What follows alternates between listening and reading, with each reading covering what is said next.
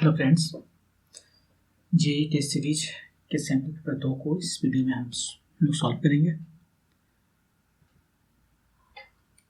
First question है measurement से, actually unit and dimension से। क्वेश्चन है which of the following combinations has the dimension of electrical resistance? Epsilon naught is the permittivity of vacuum and epsilon mu naught is the permittivity of vacuum. चार option है, कोई एक सही है। अब इसको हम कैसे बनाते हैं? जो यूजुअल मेथड है पहले मुझसे बताएंगे, फिर हम एक ट्रिक मेथड बताएंगे जो बहुत इजीली जल्दी सॉल्व हो जाएगा। लेकिन पहले यूजुअल मेथड्स। रेजिस्टेंस बोला है, रेजिस्टेंस जो है सो दो चीज़ों पर डिपेंड करते हैं, एप्सिलॉन नॉट और न्यू पर। इसको हम कह देंगे रेजिस्टेंस हम कांस्टेंट, एप्सिलॉन नॉट का पावर अल्फा और म्यू नॉट का पावर बीटा। आप सबका कांस्टेंट डायमेंशन निकाल कर हम निकालते हैं डायमेंशन और इसमें सब्स्टिट्यूट कर देंगे। आर का डायमेंशन क्या होगा? आर कहाँ से आता है? V by I. वी है वोल्टेज, इसको चार्ज से मल्टीप्लाई कर दें, इसको भी चार्ज से मल्टीप्लाई कर दें।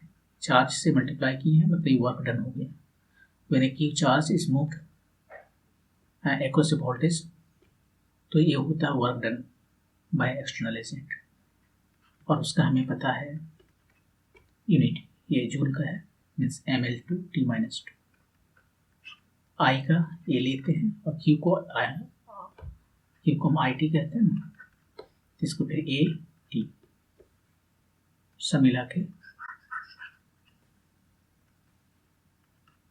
mL/T-3 A2, ये हो गया आर का डायमेंशन। एप्सिलॉन का पता करना है। एप्सिलॉन को कैसे पता करेंगे? एप्सिलॉन आता कहाँ से है? इलेक्ट्रिक फील्ड ले लिए या फोर्स ले लिए डायरेक्टली। दो चार्जेस के बीच में जो फोर्स होते हैं वन होते हैं 1/4 पाई एप्सिलॉन नॉट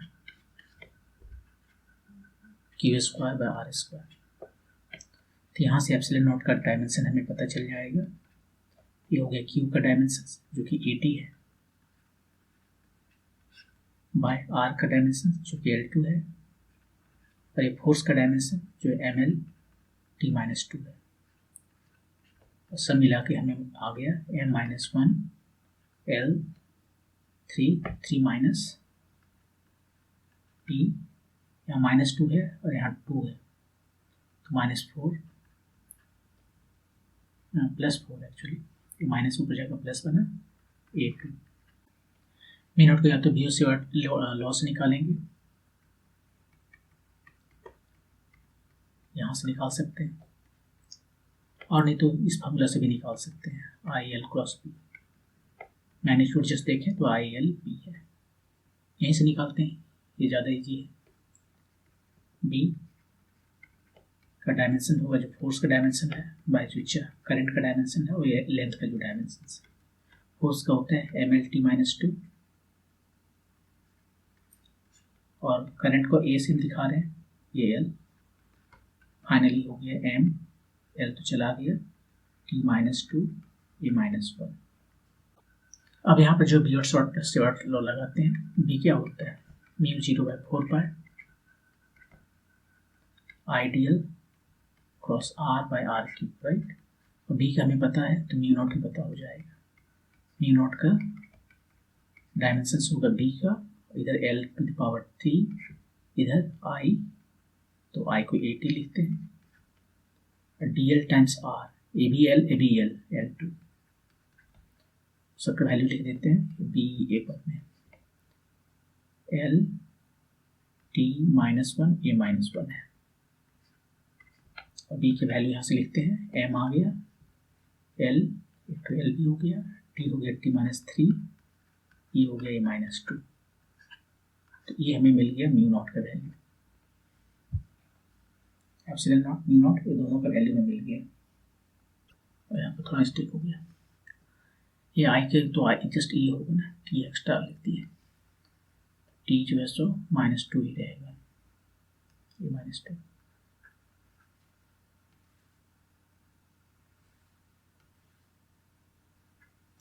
तो हमें सबका ये तीनों का वैल्यू पता हो गया। अब इसको 1 में सब्स्टिट्यूट करते हैं।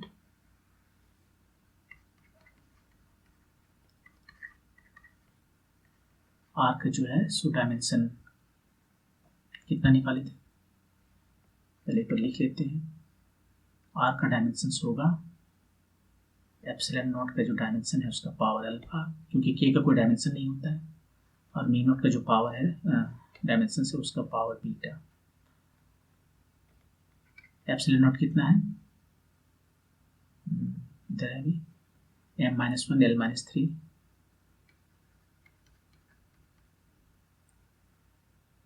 T482, इसका पावर अल्फा, और मी नॉट का है m-l-t-2 a-2 पावर बीटा, और r का वैल्यू है, r कहाँ से आता है, 2-3a,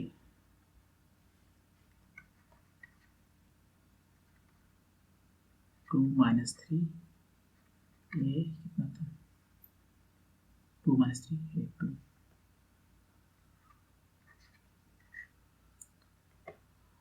और ये कितना हो गया, m का पावर अल्फा यहाँ पर, और यहाँ पर बीटा, l का power -3 alpha plus beta, t का पावर 4 अल्फा -2 बीटा, a का पावर 2 अल्फा -2 बीटा।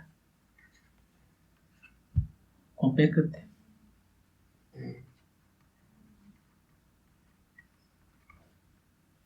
कंपेयर करते हैं तो हमारे पास कौन सा इक्वेशन आता है, इसमें बहुत 1 2 3 4 इक्वेशंस आएंगे, लेकिन हमारे पास जो वेरिएबल है वो केवल 2 है, alpha beta.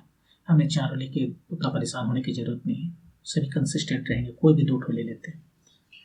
Alpha plus beta equal to 1 m का पावर, या कोई और ले लेते हैं इसमें से, ये सेम देगा, जरूरत नहीं है उसका। ये -3 अल्फा प्लस बीटा, l का पावर 2, और लेने का कोई ज़रूरत नहीं।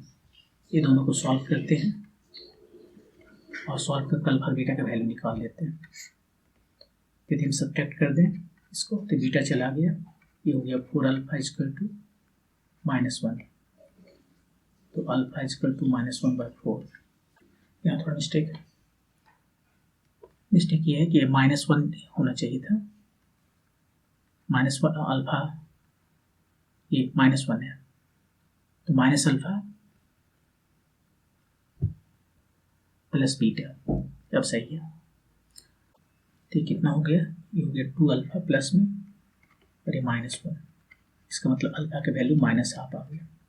तो एक से देख लेते हैं बीटा कितना है, बीटा है 1 प्लस अल्फा, 1 प्लस अल्फा मतलब हाफ।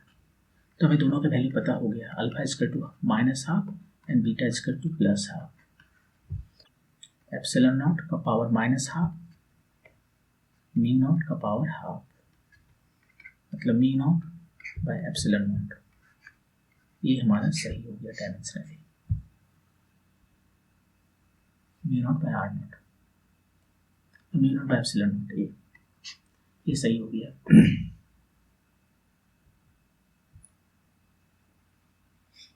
राइट, लेकिन इसमें लंबा कैलकुलेशन लगा तो टाइम लग गया। हम दूसरा मेथड बनाते हैं जिसमें इतना टाइम नहीं लगेगा।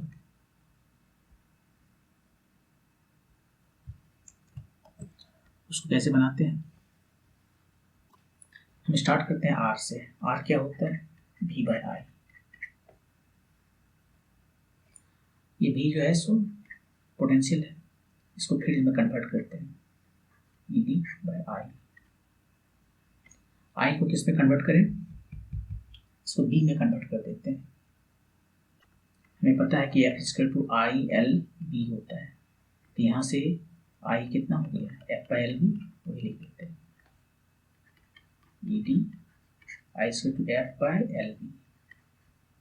EB आ गया, EB आ गया, E में एप्सिलॉन नॉट है, B में म्यू नॉट है। आगे में ऐसे करते हैं, ऊपर को Q से हम मल्टीप्लाई कर देते हैं, QEDLB, तो नीचे भी मल्टीप्लाई करना पड़ेगा। लेकिन ये QE जो है सो क्या है, फोर्स है, फोर्स होता है चार्ज टाइम्स इलेक्ट्रिक फील्ड, ऊपर वाला फोर्स हो गया FT, आप बोलोगे कि आपने तो ई हटा दिया, जो एप्सिलॉन नॉट देता वो तब भी आ जाएगा। डी है, अब क्या करना है, बी को हम लिखते हैं ऐसे, बी जो है सो ई बाई सी होता है। ये इंपॉर्टेंट है इलेक्ट्रोमैग्नेटिक थ्योरी में, इलेक्ट्रोमैग्नेटिक वेव्स में आपने पढ़ा होगा। ये बी जो है सो ई बाई सी होता है, और सी क्या होता है, सी होता है 1 by square root mu naught epsilon naught. ये दोनों को ही हम यूज करने वाले हैं। तो पहले लिखते हैं डी एल, बी के जगह पर ई बाई सी, और एक क्यू बचा हुआ है सो Q.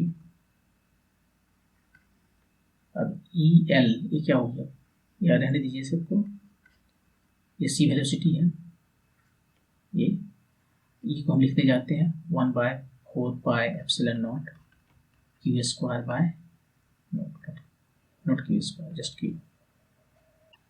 Q by are square. ये हुआ अपना, एक क्यू तो चला गया। डायमेंशन डी एल का आर स्क्वायर के बराबर है डायमेंशन, इसको लिख देते हैं क्लियर, बाय सी हुआ, और यहाँ एप्सिलॉन नॉट हुआ, और इसका डायमेंशन सेम है तो डायमेंशन हट गया, बच गया हमारे पास simply 1 by C epsilon naught. And C कितना होता है, हम एग्जैक्ट वैल्यू नहीं बता रहे हैं, जस्ट डायमेंशनली बता रहे हैं, वही उसको पूछा। सी जो है होता है 1 बाय स्क्वायर रूट यहाँ पर mu naught epsilon not by epsilon not, mu naught by epsilon not. ठीक है, तो यहाँ पर हम वो जो यूजुअल फार्मूला है कि हम किस तरह से इसको निकालते हैं वो ना करके जस्ट एक ट्रिक लगाए कि आर से स्टार्ट किए और हमें जाना है म्यू नॉट और एप्सिलॉन नॉट के करीब, तो जस्ट हम इसको चेंज करते चले गए। दो फार्मूला मेनली यूज लगाए, बी मैग्नेटिक फील्ड जो है selective field divided by C होता है वो, और सी का value 1 by square root mu naught epsilon naught होता है। इससे बहुत जल्दी बन गया और आपका टाइम बच जाएगा। ओके, नेक्स्ट क्वेश्चन है the trajectory of a projectile in a vertical plane is y is equal to ax minus bx square, where a, b are constants and x and y are respectively the horizontal and vertical distances of the projectile from the point of projection. The maximum height at h, capital H, and the angle of projection from the horizontal theta r. ये दोनों का value कौन सा होगा बताना है। Projectile motion की बात कर रहा है, आपको पता है कि प्रोजेक्टाइल मोशन में इक्वेशन, एक ट्रेजेक्टरी का इक्वेशन क्या होता है, वो होता है X tan theta minus G X square by 2 U square cos square theta. यहाँ पर प्रोजेक्टाइल मोशन हो रहा है, ये यू से इसको डिस्प्लेस किया गया, प्रोजेक्ट किया गया, ये थीटा है, ये हाइट बताना है, और हाइट कितना होता है ये सब के टर्म में, वो होता है you square sine square theta by 2g। ठीक है, अब यहाँ पे इसको हम इसके साथ कंपेयर करते हैं, जो यहाँ पे भी दिया है वो है a x minus b x square, right. तो यदि हम कंपेयर करें इसे, तो कंपेयर करने पे क्या मिलता है, ये टेन थीटा जो है सो क्या हो गया है, ये मतलब थीटा में पता चल गया टेन इनवर्स, एक चीज तो पता चल गया है टेन इनवर्स ए, दो तो है ऑप्शन मेरे पास, दो में से कोई एक सही है। ठीक है, अब दो में से कौन सा ऑप्शन सही होगा, दोनों डायमेंशनली यदि चेक करें तो इसका भी डायमेंशन है ए स्क्वायर, यहाँ से देखिए, आप यहाँ से देखोगे कि ए स्क्वायर बाय 2b, इसका डायमेंशन हाइट का है, लेंथ का है, यहाँ पे वो ए स्क्वायर बाय बी है डायमेंशन हाइट का, तो डायमेंशन से कह भी नहीं सकते, ये तो डायमेंशन भी के हिसाब से भी सही नहीं था, बी बाय स्क्वायर। एनीवे ये हो गया, अब हमें निकालना है एच। एच कितना है, बी कितना आया, ये तो ए का वैल्यू था ना, बी आया, यहाँ से देख लीजिए एक्स स्क्वायर छोड़ के जो है वो सब बी है, जी बाय क्या है, एक्स क्यों लिखा,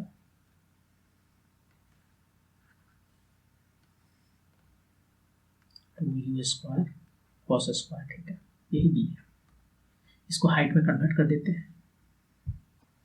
पहले इसको ऐसे करते हैं, ये जी बाय 2u² है।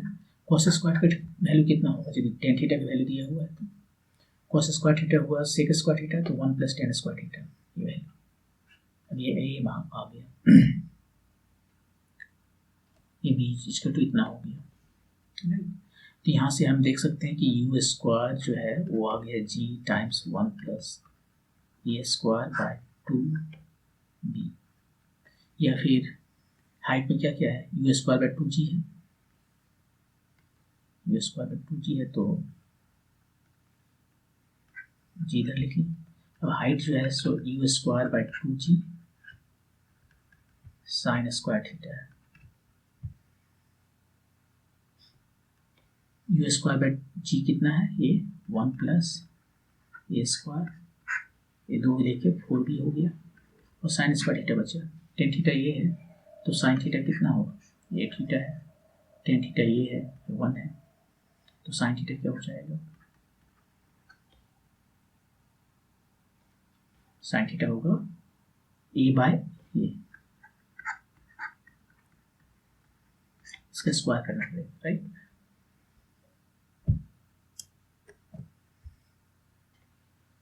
तो फाइनली आ गया हमारा, ये तो चला गया, स्क्वायर करने का सेम है, ये आ गया a² बाय 4b, ये हाइट हो गया। तो हाइट के लिए a² बाय 4b, ये पहले दो में से a² bye 4b, option number 1 यही सही है।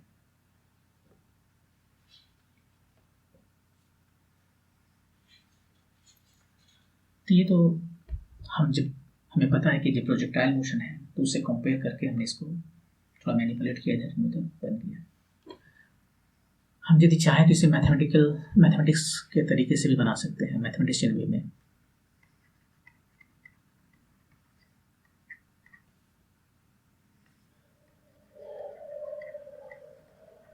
कुछ हमें जानने की जरूरत नहीं कि प्रोजेक्टाइल मोशन है या नहीं है, जस्ट हमें ये जानना है कि एक फंक्शन है y = ax - bx², यही है ax - bx², और हमें निकालना है, उसने बोल दिया प्रोजेक्टाइल मोशन है तो हमने मान लिया कि ठीक है प्रोजेक्टाइल मोशन है। ये एंगल निकालना है, एंगल कैसे आता है, स्लोप से आता है। स्लोप जो है यहाँ पर 0 0 पर जहाँ से स्टार्ट किया उसने, स्लोप एट 0 0, यही टेन थीटा है। तो निकालते हैं इसका स्लोप, स्लोप होता है dy/dx, और ये आ गया a - 2bx। स्लोप का कितना है, एट x = 0 y = 0 पर a, और वही टेन थीटा है, थीटा निकल गई फुली मैथमेटिक्स का तरीका से। अब दूसरा निकालते हैं हाइट। हाइट कहाँ निकलेगा, ये कोई फंक्शन दिया है, हाइट की जगह पर हमें पता है कि स्लोप जो है सो 0 होता है, dy/dx 0 होता है, और सेकंड डेरिवेटिव नेगेटिव होता है। फॉर हाइट dy/dx = 0, इसका मतलब है a - 2bx = 0, मतलब x = a/2b।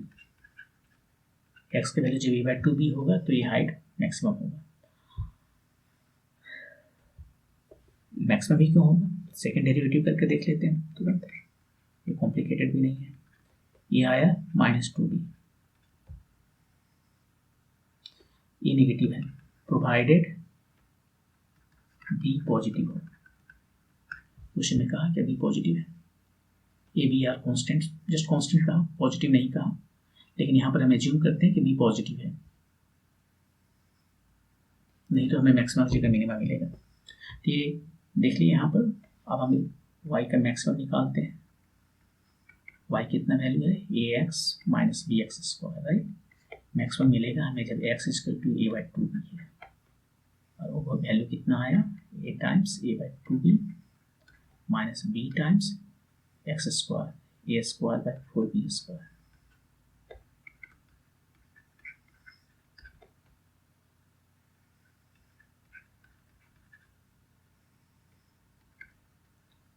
A square by 4b, ये आ गया वाई मैक्स, जिसको हम हाइट कहते हैं, a square by 4b, a square by 4b exactly same. तो दो तरीके से बना सकते हैं और कोई भी यूज कर सकते हैं, दोनों सेम टाइम ऑलमोस्ट लेता है। अब नेक्स्ट क्वेश्चन देखें, क्वेश्चन नंबर 3। ये क्वेश्चन है कि an insect crawls up a hemispherical surface, यहाँ दिखा रहा है वेरी स्लोली मतलब कि उसमें कोई एक्सलेशन नहीं है, कांस्टेंट स्पीड से, और वो भी बहुत स्लोली क्राउल कर रहा है, तो स्लोली ही चलेगा। फिगर में देख लीजिए, the coefficient of friction between the surface and the insect is 1/3। Mu का वैल्यू जो है सो 1/3 दिया हुआ है, ये सरफेस और ये इंसेक्ट है, और इंसेक्ट के बीच में ये the line joining the centre of the hemispherical surface to the insect, ये वाला line makes an angle of alpha with the vertical, ये वर्टिकल है उसके साथ अल्फा बना रहा है। The maximum possible value of alpha is given by, alpha का मैक्सिमम वैल्यू क्या होगा कि ये क्राउल करता रहे, वो एंगल बताना है जहां तक वो क्राउल कर सकता है, एक समय के बाद वो क्राउल नहीं कर पाएगा, वो स्लिप करने लगेगा, तो वैल्यू बताना है वो अल्फा क्या है। फर्स्ट ऑफ ऑल ये क्राउल क्यों कर रहा है, ये क्राउल क्यों कर पा रहा है, मान लीजिए हमने सरफेस का म्यू 0 कर दिया, वो क्राउल कर पाएगा, वो नहीं क्राउल कर पाएगा। क्राउल करने के लिए क्या है कि ये जो सरफेस है, ये जब क्राउल करना चाहता है यहाँ से, तो क्या होता है, ये पीछे फोर्स लगाता है, और तब इधर जो है इस पे फोर्स, इस पे ऑलरेडी देखिए वेट है mg, इसका एक कंपोनेंट आएगा, ये थीटा है ना, तो इसका एक कंपोनेंट आएगा, ये थीटा 90 डिग्री माइनस थीटा, और ये थीटा हो गया, और फिर ऐसे कर सकते हैं, ये थीटा हो गया, इसका जरूरत नहीं। तो इधर एक कंपोनेंट है इसका mg cos थीटा, और इधर एक कंपोनेंट है mg sin थीटा। तो mg sin थीटा जैसे यहाँ जाएगा, फ्रिक्शन नहीं है, मान लीजिए फ्रिक्शन नहीं है, तो क्या होगा, नीचे आने लगेगा, जब ये नीचे आने लगा है तो फ्रिक्शन लगेगा, और फ्रिक्शन का जो मैक्सिमम वैल्यू है यहाँ पर उस सबसे मतलब नहीं, जस्ट म्यू इक्वल टू 1/3 है, वो फ्रिक्शन हो जाएगा म्यू एन, और एन कितना है, एन है mg cos theta. mg cos theta क्यों, क्योंकि ये नॉर्मल है, ये नॉर्मल है, और ये mg cos थीटा है, इस डायरेक्शन में, रेडियल डायरेक्शन में कोई मोशन नहीं है, इसका मतलब दोनों फोर्स 0 है, दोनों फोर्स को मिलाकर 0 है, तो दोनों अपोजिट डायरेक्शन में होगा, मैग्नीट्यूड सेम होगा, और तब फ्रिक्शन हो गया म्यू टाइम्स एन, जो कि mu mg cos theta.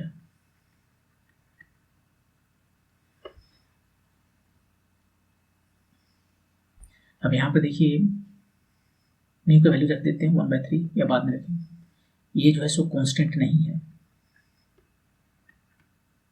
Mu तो ठीक है कांस्टेंट है, लेकिन ए कांस्टेंट नहीं है, क्यों, एम भी कांस्टेंट है, जी भी कांस्टेंट, कॉस थीटा कांस्टेंट नहीं है, ये वाला एंगल जो कांस्टेंट नहीं है, जब थोड़ा और ऊपर जाएगा तो थीटा बढ़ जाएगा, थीटा बढ़ेगा तो कॉस थीटा का वैल्यू घट जाता है, इसका मतलब फ्रिक्शन जो है सो कम होने लगा, जैसे जैसे ऊपर जाएगा एंगल बढ़ेगा, और फ्रिक्शन जो प्रोवाइड कर सकता है वो कम हो रहा है। म्यू फिक्स है, म्यू की वजह से नहीं कि म्यू चेंज हो रहा है, वो नहीं है, यहाँ पर जो फ्रिक्शनल फोर्स आ रहा है वो थीटा पर डिपेंड कर रहा है, और वही कोसाइन थीटा, तो थीटा जितना ज़्यादा होगा उतना ही कम इसको, ये एन कम हो जा रहा है, और इसलिए फ्रिक्शनल फोर्स कम हो जा रहा है, एक समय के बाद वो जवाब दे देगा, फ्रिक्शनल फोर्स का वैल्यू mg sin थीटा से कम हो जाएगा, तब जो है सो ये भी कर जाएगा, और वो जो नीचे स्लिप करेगा, वही सिचुएशन जो है हमें बताना है उस वक्त अल्फा क्या हो। तो मैक्सिमम जो है अल्फा निकालने के लिए हमें क्या करना होगा कि वो सिचुएशन में ये जो फ्रिक्शन है वो हो जाएगा, नीचे जो फोर्स लग रहा है mg sin थीटा उसके इक्वल, ये हो गया mu mg cos theta, mg sin theta, mg चला गया, और यहाँ से tan थीटा आ गया, हमें अल्फा लिखना था चाहिए था।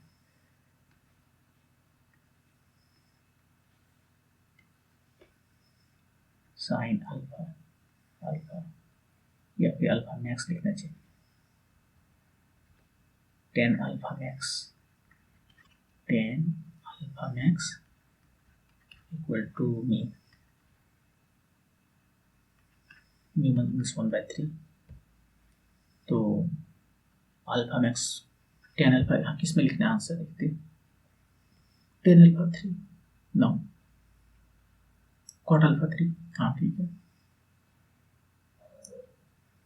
तो यहाँ से देख कर बता सकते हैं कॉट अल्फा 3 या मैक्स, हम मैक्स लिखे, उसने सीधे अल्फा ही बोला है, कॉट अल्फा 3, ऑप्शन नंबर 1। ये काफ़ी आसान था, इसमें बस यही देखना था कि क्राउलिंग जो हो रहा है, तो क्राउलिंग के लिए जो सपोर्ट कर रहा है फ्रिक्शन, वो यहाँ पर वेरिएबल है, बिकॉज एन जो है सो चेंज कर रहा है, जैसे जैसे ऊपर जाएगा एन कम होता जाएगा ना, सर्कुलर मोशन है, और एन कम हो गया तो फ्रिक्शन कम हो गया, एक समय के बाद में फ्रिक्शन जवाब दे देगा कि हम एम जी साइन थीटा को हैंडल नहीं कर सकते, तो वो टेक ओवर कर लेगा, उस वक्त वो एंगल है cot theta cot alpha equal to 3।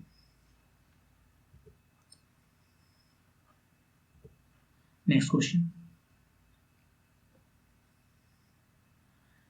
the potential energy U of a diatomic molecule है, एक एटम यहाँ है, एक एटम यहाँ है, सेम टाइप का, is a function dependent on R, दोनों के बीच का जो डिस्टेंस है R, ये पोटेंशियल एनर्जी दे रहा है इसके बीच का, alpha by R to the power 10 minus beta by R to the power 5 minus 3। Alpha, beta are positive constants. The equilibrium distance between two atoms will be the equilibrium positions. The value of A and B will be what? कुछ value होगा वो बताना है। Equilibrium distance है, equilibrium distance का मतलब क्या है, कब आएगा इक्विलिब्रियम डिस्टेंस, यहाँ बहुत दो पार्टिकल है, उसके बीच में इक्विलिब्रियम डिस्टेंस आएगा जब उसके बीच फोर्सेस जीरो होंगे, यानी ये एनर्जी जो है सो मिनिमम। फोर्स कैसे निकालते हैं, फोर्स जो है सो निकालते हैं minus T U by D are. यदि फोर्स कंजर्वेटिव है, तो कंजर्वेटिव फोर्स है, तब हम इस फॉर्मूला को लगा के फोर्स निकाल सकते हैं। कंजर्वेटिव फोर्स मतलब कि फ्रिक्शन कंजर्वेटिव फोर्स नहीं है, जो एनर्जी को कन्वर्ट कर देता है कि ऐसे फॉर्म में जिसको हम वापस नहीं ला सकते, जैसे फ्रिक्शन जो है उसे हीट में कन्वर्ट कर देता है एनर्जी को, तो उसको वापस नहीं ला सकते। यहाँ पर जो है पोटेंशियल एनर्जी है, जैसे स्ट्रिंग एनर्जी है या ग्रेविटेशनल एनर्जी है, वो एक फॉर्म पोटेंशियल से काइनेटिक, काइनेटिक से पोटेंशियल, ये सभी चेंज होता रहता है। तो उस वक्त तक जो ठीक ठाक है, ये सारे जो है सो कंजर्वेटिव फोर्स हैं, और कंजर्वेटिव फोर्स में हम इसको ऐसा लिख सकते हैं। और जब फोर्स जीरो होता है तब जो है सो वो इक्विलिब्रियम डिस्टेंस देगा एक पर्टिकुलर। ये देखिए आर जो है, इसको आप ड्रॉ करेंगे तो कुछ ये इस तरह से दिखेगा,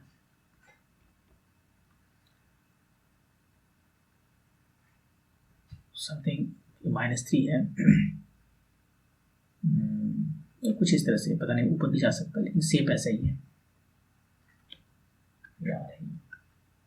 तो इक्विलिब्रियम डिस्टेंस ये है जहाँ पर ये फोर्स जीरो है, या ये जो फंक्शन यू है वो मिनिमम है, ये मिनिमम है, तो इसको जीरो होना ही है ना, फर्स्ट डेरिवेटिव जीरो होता है मिनिमम पर, तो उसी जगह पर जो है सो हमें आर का वैल्यू निकालना है, और 2 alpha by beta some power आएगा, वही ए बी का पावर वैल्यू यहाँ पूछ रहा है, ठीक है। तो यहाँ पर हम जो है D U by D are निकाल के इसको जीरो से इक्वेट करते हैं, क्योंकि इक्विलिब्रियम डिस्टेंस ये है, फोर्स जीरो होना पड़ेगा। तो इसका power D U by D R कितना हुआ, हो रहा है -10 alpha by R to power 11 plus 5 beta by R to power 6, और ये तो जीरो है। इसको जीरो से इक्वेट करेंगे, जो बाहर आता है उसे बाहर कर लेते हैं।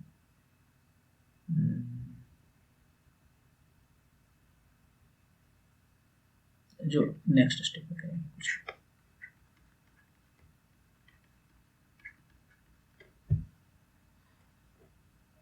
यह हो गया 10 alpha by R to power 11 इसके 5 beta by R to power 6, ये हटा दिए 5 से, क्यों, क्योंकि आर जो है जीरो नहीं है, आर जीरो नहीं ले सकते दोनों, तो उस केस में 5 में चला गया, तो आर टू पावर 5 आया क्या, 10 alpha by 5 beta, to the power 1/5, just इतना ही ना। तो ये 5 को हम नेक्स्ट स्टेप में 2 alpha by beta to the power 1/5, ये हमारा आया आर का वह वैल्यू जब ये वाला वैल्यू जो आया जहाँ पर ये मिनिमम होगा, पोटेंशियल एनर्जी मिनिमम होगा या फोर्स जीरो होगा। तो 2 alpha by beta A by B, ये कितना हो गया, ये 1 हो गया। इसको कंपेयर करते हैं, कंपेयर करके देख लीजिए, आर को कंपेयर किया 2 alpha by beta to the power A by B, तो ए हो गया 1 और बी हो गया 5, 1 and 5, 1 and 5, आंसर 1।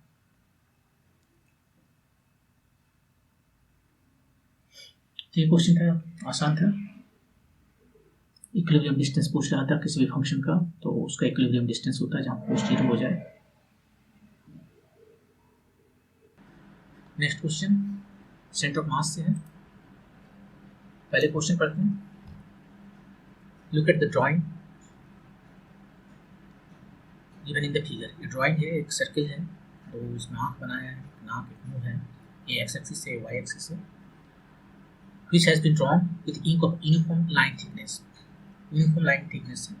तो मास जो है सो इस लाइन में या जो भी शेप है उसमें हर जगह सेम है। The mass of ink use to draw each of the 2 inner circles and each of the 2 line segments is M. ये अंदर में जो चारों है इसका मास जो है, इसका एम, इसका एम, इसका एम, इसका एम, सभी इनर जो ड्राइंग्स है उसका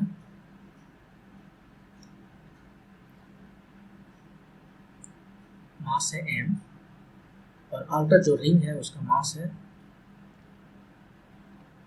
the mass of the ink used to draw the outer ring in circle is 6m, इसका 6m और अंदर वाला का m। The coordinates of the centre of different parts are outer circle 0 0, ये आउटर सर्किल जो है उसका सेंटर ऑफ मास जो है सो 0 0 है। ये कोऑर्डिनेट्स दिया हुआ है। Inner circles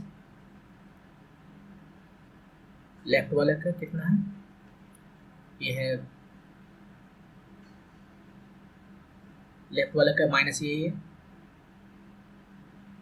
inner circle right वाला का क्या है, ये है ए राइट वाला।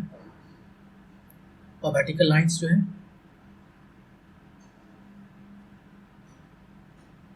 वर्टिकल लाइन का 0 0 है, एकदम बीच में है centre of this X Y coordinate.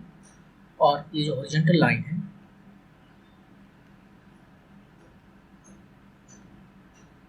इसका है 0 माइनस ए। ये कोऑर्डिनेट्स दिया हुआ है सबका सेंटर ऑफ मास का। अब सेंटर ऑफ मास का पूछा गया है, the Y coordinate of the centre of mass, तो इंक इन दिस ड्राइंग, इस ड्राइंग का सेंटर ऑफ मास का, ये जो ड्राइंग है पूरा उसका सेंटर ऑफ मास बताना है।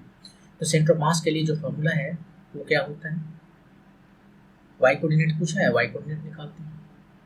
सबसे पहले यहाँ पर जो जितने भी मास है उसको सम करते हैं डिनोमिनेटर में, और न्यूमरेटर में क्या करते हैं, उसके जो मास है उसके सेंटर ऑफ मास से या उसके पोजीशन का कोऑर्डिनेट से, यहाँ पर तो डिफरेंट पार्टिकल्स ऐसे नहीं है, उसका कोऑर्डिनेट ये instead of the point particle वो एक शेप में है, तो इस शेप के पॉइंट पार्टिकल में उसका पोजीशन लेते हैं, यहाँ शेप में उसका सेंटर ऑफ मास लेंगे, बस उतना ही रिप्लेसमेंट होगा। Position of point particle will be replaced by centre of mass of different shapes. तो ये जो शेप है उसका सेंटर ऑफ मास लेंगे, उसको हम यहाँ पर वाई कहते हैं सीधे। ये वाई जो है सो सेंटर ऑफ मास है of different shapes, centre of mass of shapes.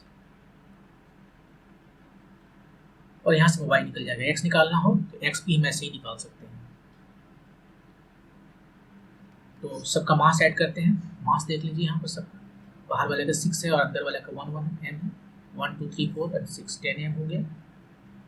सबका मास ऐड कर दिए, और यहाँ पर अब एक एक करके जो है सो सबका मास और उसका वाई कोऑर्डिनेट, सेंटर मास का Y coordinate of different shapes को मल्टीप्लाई करके ऐड करेंगे। तो सबसे पहले बाहर वाले देखते हैं, बाहर वाला का मास क्या है 6m और उसका वाई कोऑर्डिनेट कितना है 0, उसके बाद है इनर सर्किल लेफ्ट वाला, उसका मास कितना है, बाकी सबका तो मास है एम और उसको वाई कोऑर्डिनेट इधर वाला देखते चले जाएंगे यहाँ से। राइट सर्किल वाला ए, इसका मास एम और ए है, ये भी ए, और ये वाला वर्टिकल लाइन के लिए mass m, y coordinate 0, horizontal line के लिए mass m, y coordinate minus a. बस अब m a minus m a खत्म हो गया, एक एम ए बचा, ये तो 0 है, ये भी 0 है, 10 एम, तो आ गया हमारा ए बाई 10, ये वाई कोऑर्डिनेट है, ए बाई 10, ये आंसर हो गया। तो ये तो काफ़ी आसान था, इसको यदि हम चाहते तो बिना इतना सारा कैलकुलेशन किए हुए भी कर सकते हैं, और वो ज़्यादा इंपॉर्टेंट होता है क्योंकि एग्जामिनेशन में इतना टाइम नहीं होता। तो वो कैसे हम करते हैं,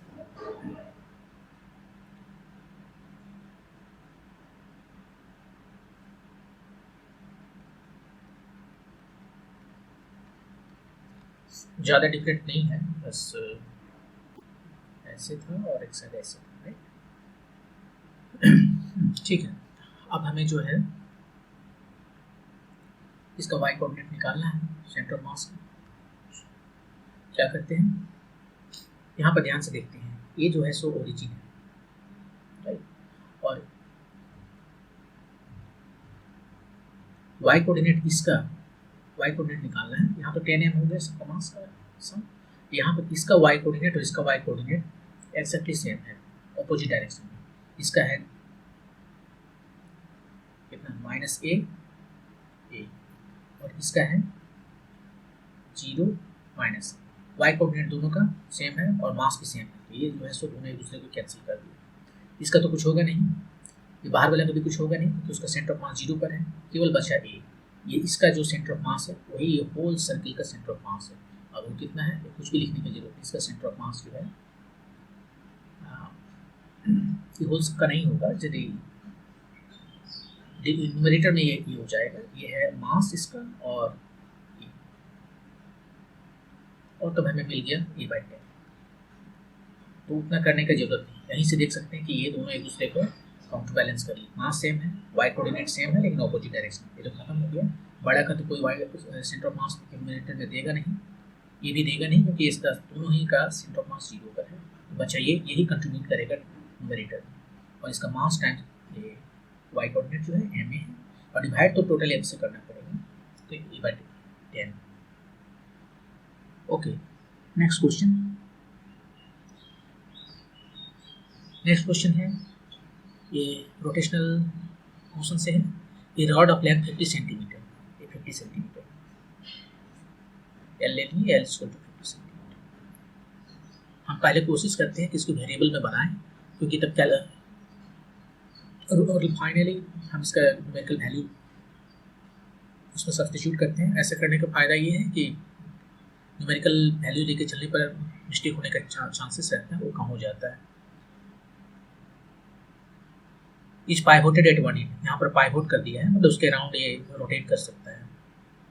it is raised such that it होगा, it makes an angle of 30 degree from the horizontal. ये 30 डिग्री बना रहा है, इसको हम थीटा कहेंगे अभी फिलहाल, बाद में थीटा 30 कर देंगे। From the horizontal S on and release from rest, यहाँ पर ये रेस्ट में है, इसका जो भी 0 है, ओमेगा 0 है इनिशियली, ओमेगा 0 जो भी करना हो, ये जो यहाँ पर रेस्ट में है, और यहाँ से छोड़ दिया तो क्या होगा, ये नीचे आएगा। It's angular speed when it passes through the horizontal line will be how much, radian पर सेकंड में बताना है एंगुलर स्पीड को। ये जब यहाँ पर आ जाएगा इससे, तो ये मूव करता हुआ आ रहा है, तो यहाँ पर इसका एक स्पीड होगा, तो बताना है इसका एंगुलर स्पीड यहाँ पर कितना है।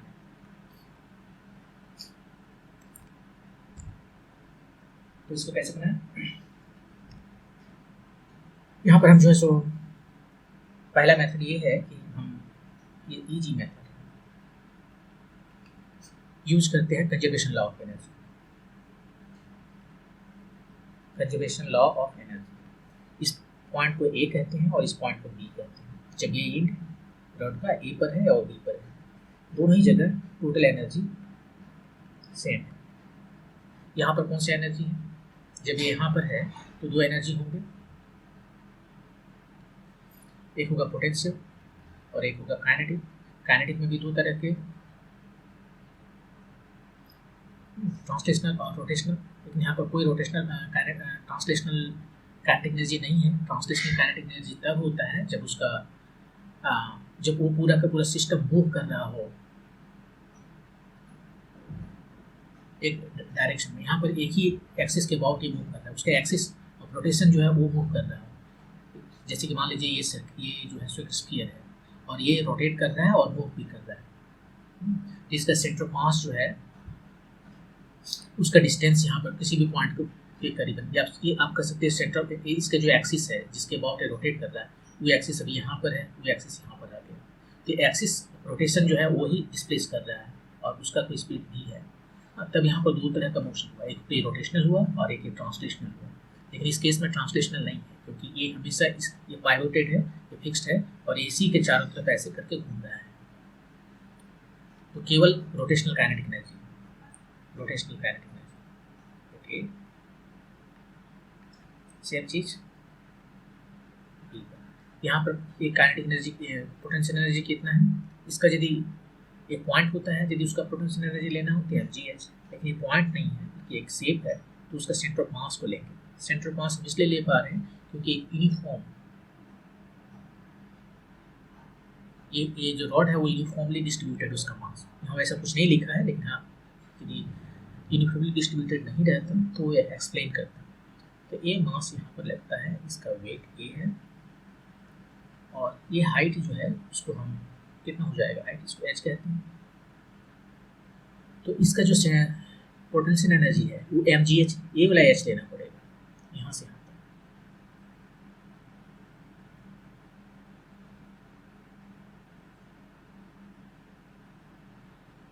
ये नहीं लेंगे क्योंकि सेंटर मास को लेना होगा, तो ये हो गया mgh।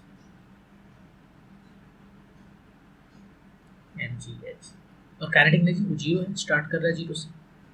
जब यहाँ पर आया तो पोटेंशियल एनर्जी कितना हुआ mgh, अब h तो जीरो हो गया, कुछ पोटेंशियल एनर्जी नहीं है, जो भी स्वर है सो काइनेटिक एनर्जी है और वो भी केवल रोटेशनल, कोई ट्रांसलेशनल नहीं।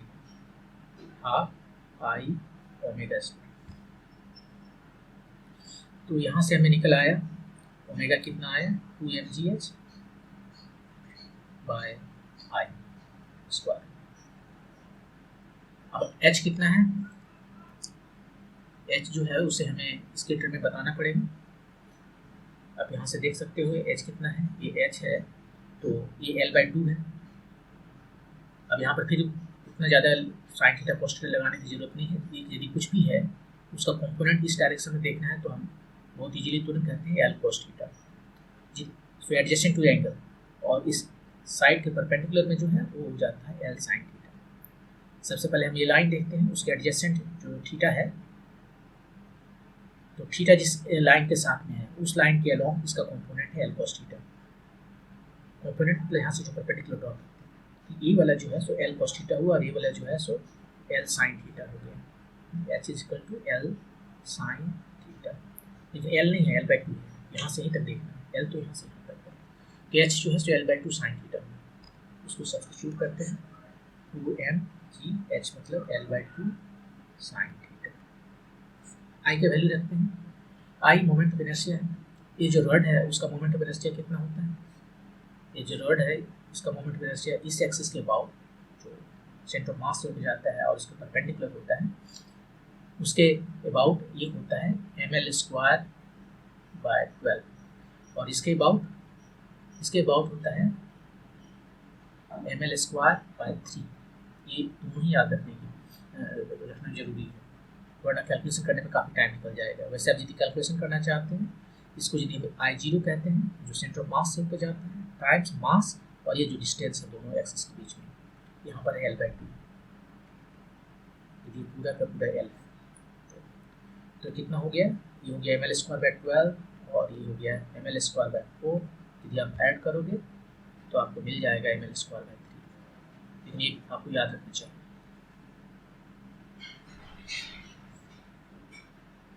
तो ये हो गया ml² बाय 3 इधर आ गया, ये 2 चला गया, m चला गया, एक तो L भी चला गया, जो बचा सो यहाँ पर है, क्या क्या बचा जी साइन थीटा, 3d बचा है और एक एल बचा है। सबका वैल्यू रखते हैं। जी का वैल्यू कितना बोला लेने के लिए, 10 मीटर पर सेकेंड। 3 साइन थीटा कितना है, साइन 30 डिग्री हाफ, और रड का लेंथ कितना है 50 सेंटीमीटर मीन्स हाफ मीटर। सब एक ही यूनिट में लिखना पड़ेगा। ये जी 10 मीटर पर सेकेंड स्क्वायर, तो इसको भी मीटर में लिखना पड़ेगा। ये दोनों खत्म हो गया, 2 को हाफ से मल्टीप्लाई किया तो 1 आ गया, और ये हमें फाइनली आया 30 रेडियन पर सेकेंड। रेडियन पर सेकेंड तो ओमेगा हो गया। यही आपका आंसर है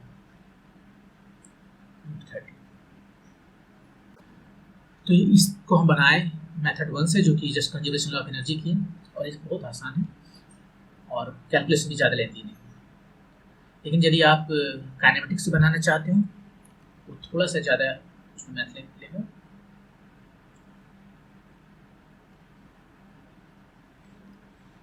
हम आपको दिखा देते हैं क्विकली। मेथड 2 काइनेमेटिक्स यूज करेंगे।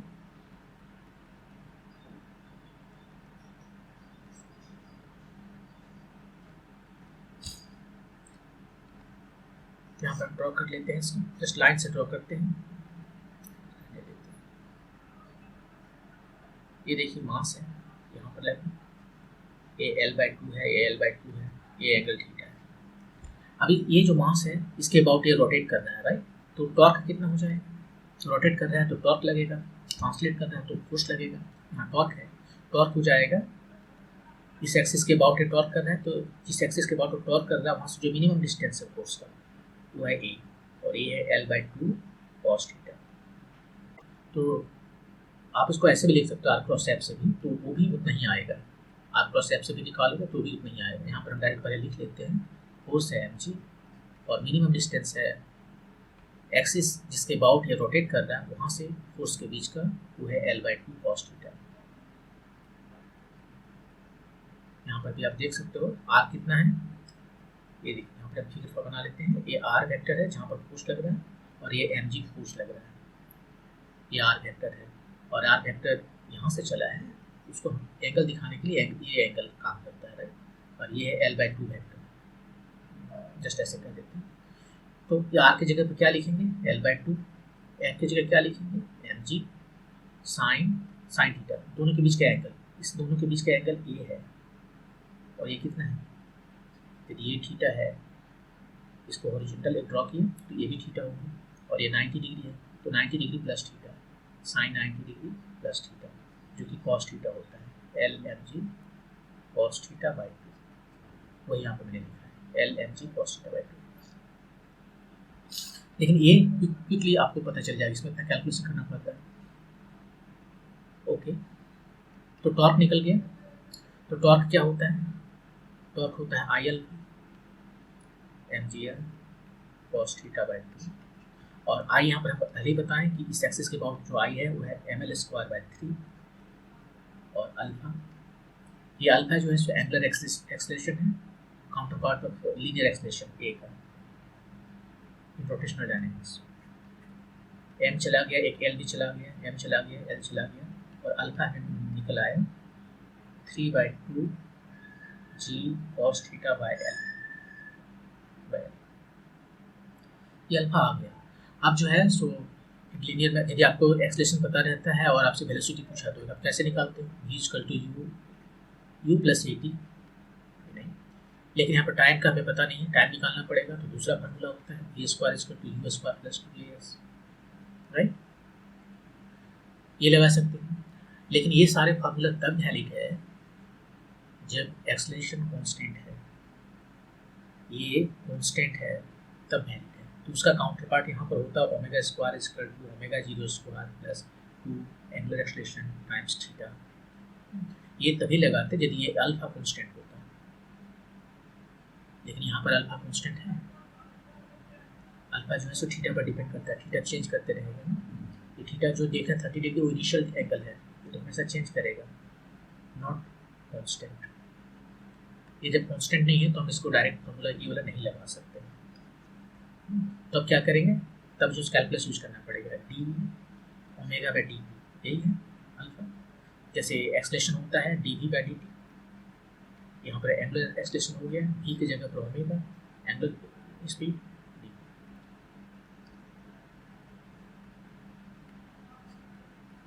अब इसको हम ऐसे कर सकते हैं, क्योंकि फिर टाइम मुझे नहीं चाहिए, तो टाइम हटाने के लिए यहाँ पर हमने थीटा लिखा, यहाँ भी थीटा लिखा, थीटा ऐसा इसलिए लिखा क्योंकि d(θ/dt) जो ओमेगा है वही तो मुझे बताना है। शुरू का वैल्यू मुझे ओमेगा का पता है, वो 0 है स्टार्ट में, 3g cos θ/2l। ये हो गया ओमेगा और ये हो गया डी ओमेगा। थीटा को उधर ले गए, 3g cos θ/2l। अब दोनों तरफ इंटीग्रेट कर देते हैं। ये थीटा जब 0 है, स्टार्टिंग में कितना है 30 डिग्री, थीटा नॉट कहते हैं, और बाद में कितना है 0।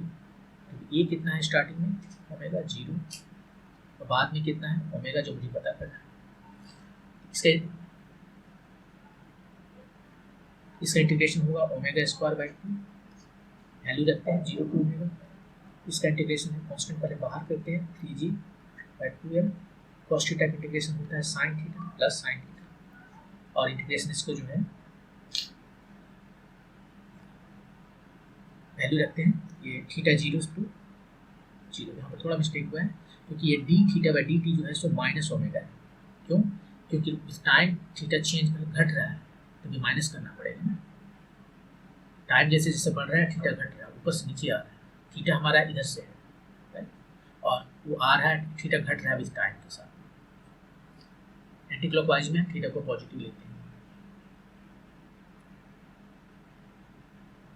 तो एक माइनस साइन आ जाएगा जो यहाँ रहेगा। अब ये कितना हो गया, ये 2 तो पहले हटा देते हैं, ये ओमेगा² ही आया, और इधर जो माइनस क्या करेगा, इसका लिमिट चेंज कर देगा 3g/l sin थीटा, पहले थीटा लिखेंगे ऊपर में और तब 0। ये आ गया 3g sin θ0/l, ओमेगा निकालना है, स्क्वायर रूट कर देंगे, बिल्कुल पहले वाला आया 3g sin θ/l, और यदि सबका वैल्यू रख देंगे तो 30 रेडियन पर सेकेंड एक्जैक्टली। तो यहाँ पर आपको जो है सो एंगुलर एक्सलेशन निकालना पड़ा, और उसके बाद में भी देखा कि वो एंगुलर एक्सलेशन जो है वो कांस्टेंट नहीं है, ये कांस्टेंट नहीं है, वेरिएबल है, चार्ज चेंज कर रहा है विद टाइम, थीटा का फंक्शन है। तो इस केस में हम डायरेक्टली फार्मूला नहीं लगा सकते, और तब हमें इंटीग्रेशन करना पड़ेगा। तो ये थोड़ा लंबा हो गया और ज़्यादा टाइम कंज्यूमिंग मेथड है। सो मैं आपको सजेस्ट करूँगा कि आप इस मेथड को यूज़ करें, जहाँ पर हमने कंजर्वेशन ऑफ एनर्जी को यूज़ करके उसका एंगुलर वेलोसिटी बताया था, क्योंकि ये कभी काफ़ी कम टाइम लेता है और इसमें गलती होने के चांसेस भी कम है। नेक्स्ट क्वेश्चन सैटेलाइट से है, ग्रेविटेशन से है। पहले क्वेश्चन पढ़ते हैं। ये satellite is revolving in a circular orbit at a height h from the Earth's surface such that h is much smaller than r. R is the radius of the Earth. Assuming that the effect of Earth's atmosphere can be neglected, मतलब friction वगैरह neglect हो सकता है, the minimum increase in the speed required so that the satellite could escape from the gravitational field of Earth. Could escape मतलब ये जो यहाँ पर बात कर रहा है escape velocity का,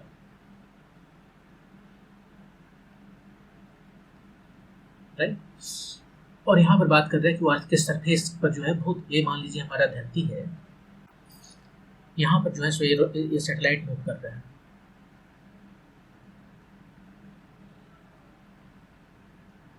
इस तरह से बहुत क्लोज है, यहाँ पर मूव कर रहा है।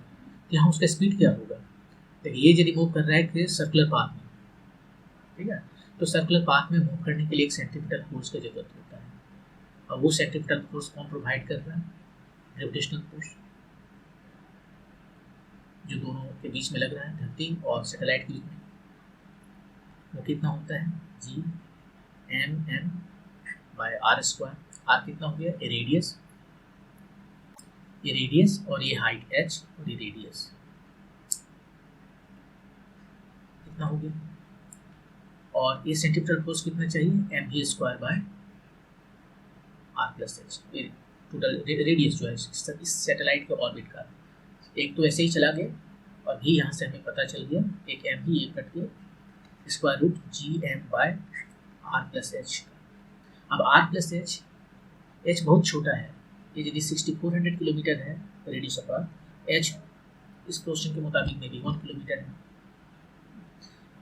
1 किलोमीटर नहीं है, प्लेन ही 10 किलोमीटर पर उड़ती है, और माउंट एवरेस्ट भी 8 किलोमीटर है, तो जाकर टकरा जाएगा ना। लेकिन यदि 10 किलोमीटर से भी ज़्यादा दे दिया जाए तो भी कोई ज़्यादा नहीं है, 6400 किलोमीटर है 10 किलोमीटर, तो उसको हम नेगलेक्ट कर सकते हैं। तो हमारा ये जो वैल्यू है इस पर्टिकुलर क्वेश्चन के लिए जी एम बाय आर, और इसको हम यदि आर से ऊपर नीचे डिवाइड कर दें तो कितना आ गया g r. G M by are square को स्मॉल जी कहते हैं, और ये आपको याद रखना चाहिए। यदि धरती के बहुत क्लोज में सैटेलाइट मूव कर रहा है तो उसका जो स्पीड होता है ये आया है, ये ऑर्बिटल स्पीड है, जो भी इसको कहना ना वो से ऑर्बिटल स्पीड है, स्क्वायर रूट जी आर। ये यहाँ पर मैंने कैलकुलेट किया, आपको कैलकुलेट नहीं करना चाहिए, आपको याद रखना चाहिए कि जो सैटेलाइट मूव करता है वो स्क्वायर रूट ऑफ जी का रास्ता है, और नहीं तो आप बहुत क्विकली कैलकुलेट कर सकते हैं। यहाँ पर एग्जैक्ट जो वैल्यू है वो क्या होता है, एग्जैक्ट जो वैल्यू है वो होता है, यहाँ पर मैंने थोड़ा अप्रोक्सीमेशन किया, यदि नहीं करता अप्रोक्सीमेशन तो लिख सकते थे root over G M by R plus H, R square से मल्टीप्लाई किए और ये दोनों मिलकर G M by are square, और इधर हो गया हमारा R square by R plus H, ये स्मॉल जी हो गया स्मॉल जी, और यहाँ पर जो है सो 1 प्लस एक आर यहाँ भी ले लेते हैं, एक आर को नीचे ले जाते हैं, 1 प्लस एच बाय आर। तो ये है हमारा exact value, 1 plus H by R से डिवाइड करना पड़ेगा एग्जैक्ट। लेकिन जब एच बहुत छोटा है तो हमारे लिए सही चलता है,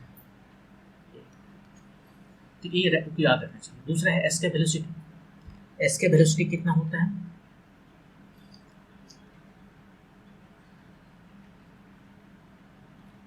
आपको ये भी याद रखना चाहिए। एस के वेलोसिटी यदि धरती के बहुत क्लोज में है, जैसे कि इस केस में ऑर्बिटल स्पीड जो है square root of G R है केवल, ये होता है जस्ट उतना ही, उसमें 2 से मल्टीप्लाई करते, स्क्वायर रूट 2 से मल्टीप्लाई करते। कैसे आता है देखिए, देखिए धरती है, इसके चारों तरफ बहुत नज़दीक में है, ये रोटेट कर रहा है। अब क्या करना है इसको, या रोटेट नहीं कर रहा, आप सोचिए धरती पर ही क्या है इसका एस के वेलोसिटी। यहाँ से कोई पार्टिकल है, कोई बॉडी है, इसको हम वेलोसिटी दे दिए ही कि भाग्य यहाँ तक भाग्य की धरती के पूरा ग्रेविटेशन फील्ड को छोड़ दिया, मतलब कि वापस कभी नहीं आएगा। जब तक वो धरती के ग्रेविटेशनल फील्ड में है वो वापस आएगा, तो उससे बाहर चला गया, स्पेस में चला गया। तो उसके लिए हमें कितना वेलोसिटी देना पड़ेगा, हम यहाँ पर कंजर्वेशन लॉ ऑफ एनर्जी लगाते हैं। यहाँ पर कितना एनर्जी है, ये minus G M M R, धरती के बहुत क्लोज है, और मैंने टोटल काइनेटिक एनर्जी दिया, उसको स्पीड भी दिया, ये भाग के कहाँ गया, इन्फिनिटी चला गया। वहाँ पर इसका ये पोटेंशियल एनर्जी क्या है, 0। काइनेटिक एनर्जी हमने बस लोवेस्ट एनर्जी देना है, मिनिमम एनर्जी देना है कि जस्ट इन्फिनिटी पर पहुँच जाए, वहाँ उसका कोई स्पीड की जरूरत नहीं है, जस्ट की जो ग्रेविटेशनल फील्ड है इसको ओवरकम कर सके। और यहाँ से हमें आप निकाल कर देख लीजिए, आ जाएगा 2gm/r, इसका मतलब है 2gr, स्मॉल जी यहाँ से लिखते हैं, यहाँ से। तो ये दो तो हमें मिल गया, एक है हमारा orbital velocity square root of जी.r और एक है एस के वेलोसिटी। अब क्वेश्चन ये था कि हम कितना minimum, the minimum increase in speed required so that satellite could escape from the gravitational field of Earth। तो कितना इंक्रीज देना पड़ेगा, इंक्रीज जो है देना पड़ेगा वो होगा कितना, अभी तो v0 है और बाद में उसको इतना होना पड़ेगा, तो जो डिफरेंस है उतना मुझे उसका वेलोसिटी में इंक्रीज करना पड़ेगा।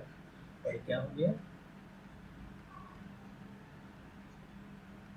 Square root 2 minus 1 square root ऊपर जी.r जो है सो कॉमन ले लेंगे तो ये बच गया, यही इंक्रीज है और यही आपका आंसर होगा। तो आपका आंसर हो गया कौन सा ऑप्शन, ऑप्शन नंबर 4। तो ये था ग्रेविटेशन से क्वेश्चन। नेक्स्ट क्वेश्चन शायद सिंपल हार्मोनिक मोशन से है, कम से कम स्प्रिंग मास सिस्टम है। देखने क्या है, ये ब्लॉक ऑफ मास है lying on smooth horizontal surface. Okay, mu G equal to 0। Friction का में कोई टेंशन करने की जरूरत नहीं है क्योंकि वो 0 दे दिया। Is attached to a spring of negligible mass, इसका भी कोई मास नहीं है, स्प्रिंग का मासलेस है।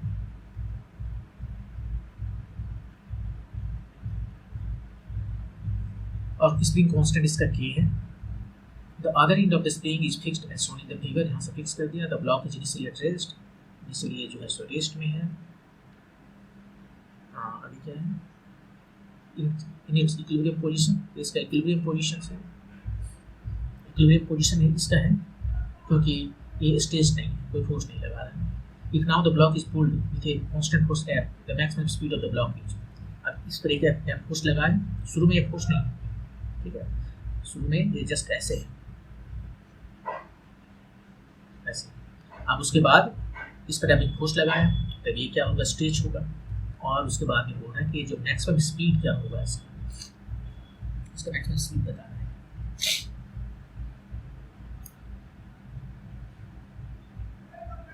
ये क्वेश्चन 4 ऑप्शन दिए हुए हैं, एक सही है, कौन सा ऑप्शन सही है। अब हम आपको देखिए, आपको बनाना है बहुत जल्दी, तो इसके लिए हम यहाँ पर आपको एक चीज़ बताना चाहते हैं। ये जो स्प्रिंग मास सिस्टम है उसका मतलब एंगुलर फ्रीक्वेंसी, एंगुलर वेलोसिटी वो कितना होता है, वो होता है k बाय, जैसे आपको पता होगा ना, t इक्वल टू 2π√m/k होता है स्प्रिंग मास सिस्टम। पेंडुलम होता है, ये पेंडुलम, तो वहाँ पर होता है 2π√L/g, लेकिन यहाँ पेंडुलम नहीं है, ये स्प्रिंग मास सिस्टम है, तो उसका पीरियड ऑफ ऑसिलेशन जो है 2π/m/k, और यहाँ से ओमेगा निकाल सकते हैं, ये आता है। इसमें कहीं भी एक्सलेशन है जी, यदि हम इसी को इस तरह से लिखते हैं, इसका मास लगा दिया, इस पर एक फोर्स लगा है mg/dg, राइट। इसका भी यदि हम एंगुलर स्पीड देखेंगे तो वह कितना है, k/m। ये पीरियड ऑफ ऑसिलेशन जो इसका SHM कर रहा है उसका एंगुलर फ्रीक्वेंसी है, एंगुलर स्पीड नहीं है, एंगुलर फ्रीक्वेंसी है।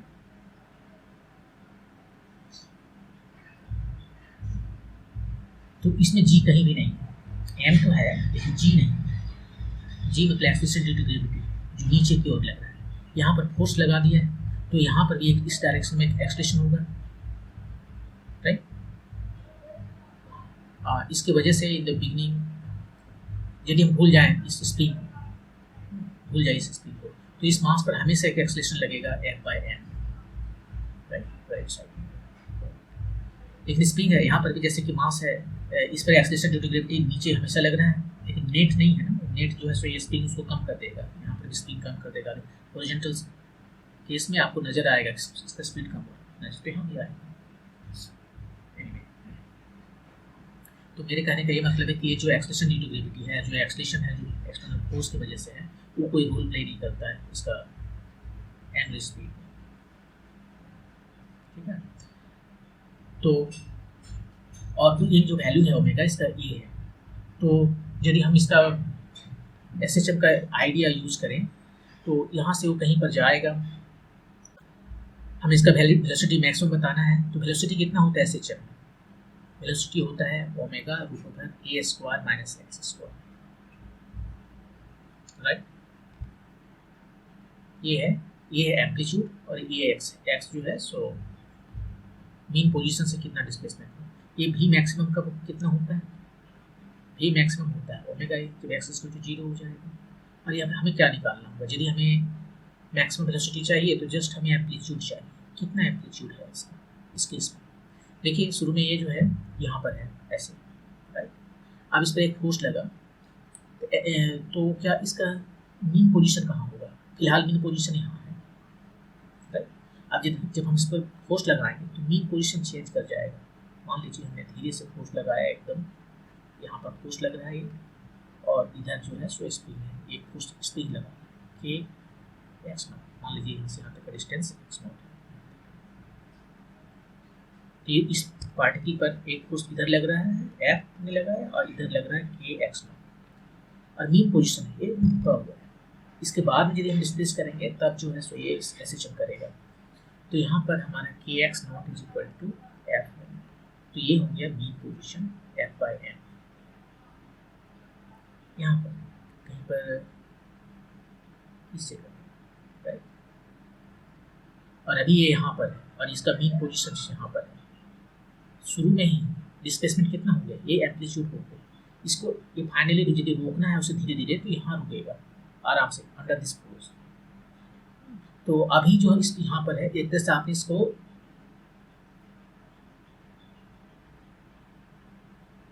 स्ट्रेच कर दिया। मीन पोजीशन इसका यहाँ है लेकिन आपने इसको यहाँ पर रखा हुआ है, तो x0 में नहीं मिल गया। यही एम्पलीट्यूड है। मीन पोजीशन के अबाउट ही ये जो है सिंपल हार्मोनिक मोशन करेगा। इतना ही डिस्टेंस से इधर भी जाएगा, इतना ही डिस्टेंस वापस आएगा, क्योंकि एनर्जी कंजर्व है। यहाँ पर जो है वही यहाँ तक आ जाएगा, उतना ही डिस्टेंस राइट साइड। तो ये इसका एम्पलीट्यूड हो गया। एम्पलीट्यूड हमें पता चल गया ओमेगा ये x0, और ओमेगा x0 कितना है F/m Vmax, ये Vmax हो गया।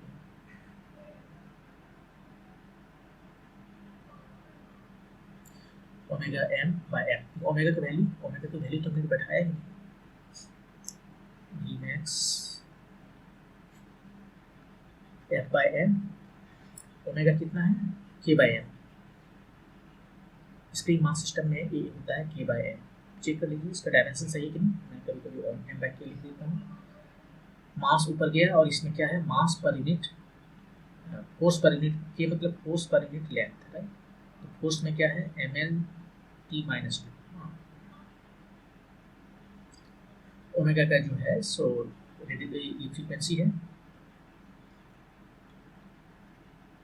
इस तरह से आएगा। नीचे में खत्म हो जाएगा, एल भी खत्म हो जाएगा, तो टी आया, t-1 आया। एंगुलर स्पीड का जो यूनिट है वो सही है, t-1 है, तो ये सही है।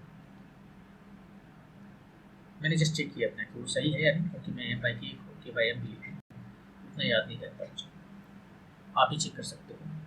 तो यहाँ पर k/m कितना आ गया, क्या लिखा है यहाँ पर, ये m कहाँ से आ गया।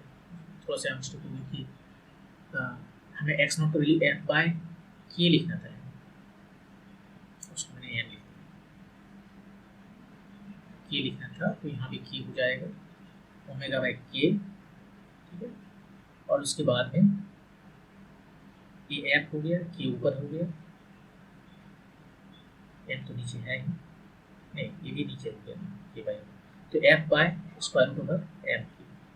ये हो गया m/n, ऑप्शन नंबर 2।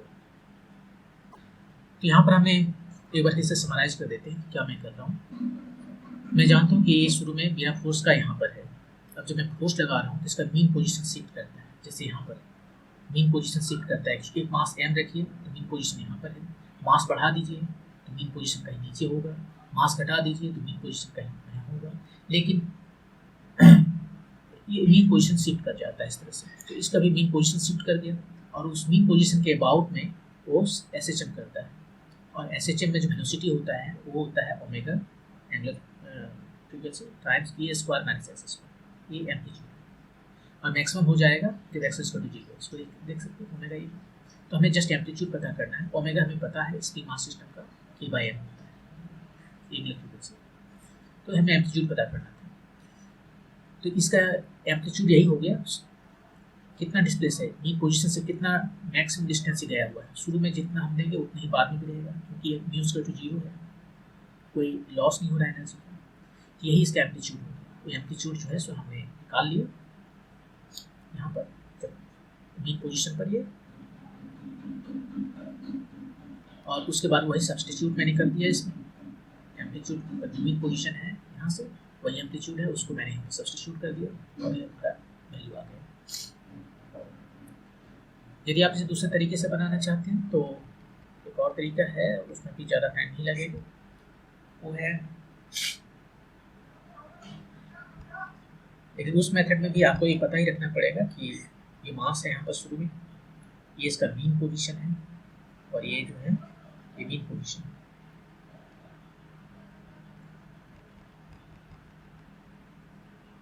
इसको ए कहें, इसको बी कहें, इसको सी कहें, डी मीन पोजीशन है। इस पर यह फोर्स लग रहा है हमेशा, वो फोर्स कांस्टेंट है हमेशा, और स्प्रिंग जो है सो इधर फोर्स लगाएगा। तो यहाँ पर हम वर्क एनर्जी थ्योरम यूज करेंगे, वर्क एनर्जी थ्योरम। वो क्या कहता है, work done by all the external forces is equal to change in kinetic energy. इस पर वर्क डन कौन कर रहा है, दो फोर्सेस लग रहे हैं, वर्क डन बाय स्प्रिंग, हमने स्प्रिंग को जो सिस्टम माना उस पर जो भी फोर्सेस लग रहे हैं, और वर्क डन बाय फोर्स।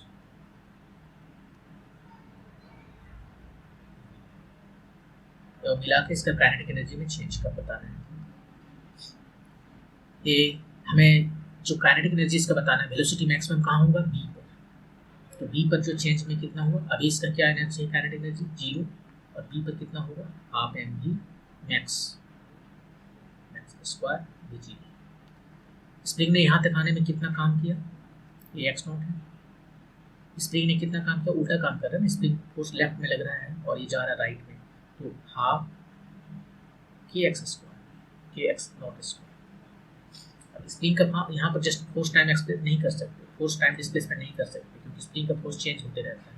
और आपको पता है कि स्प्रिंग जो काम करता है, या स्प्रिंग के ऊपर यदि हम काम करते हैं तो उसमें एनर्जी जो स्टोर होता है वो हाफ के एक्स स्क्वायर होता है। तो यहाँ पर स्प्रिंग जो काम कर रहा है वो हाफ के एक्स स्क्वायर, लेकिन निगेटिव, जस्ट आप समझ सकते हैं कि ये निगेटिव स्टिक के अपोजिट डायरेक्शन में। और नहीं तो फिर कैलकुलेट करके आप देख सकते हैं कि वर्क डन जो है सो क्या है, एफ एक्स होता है, फोर्स कितना लग रहा है, माइनस के एक्स डी एक्स। इसको इंटीग्रेट कीजिए, वही आएगा minus half K x square, वही मैं यहाँ लिख रहा हूँ। वर्क डन बाय स्प्रिंग हुआ, और वर्क डन बाय फोर्स, ये फोर्स कांस्टेंट है तो इसके लिए हम सीधे एफ टाइम एक्स नॉट कर सकते हैं। आप इसका वैल्यू रख दीजिए, half M B naught square जो है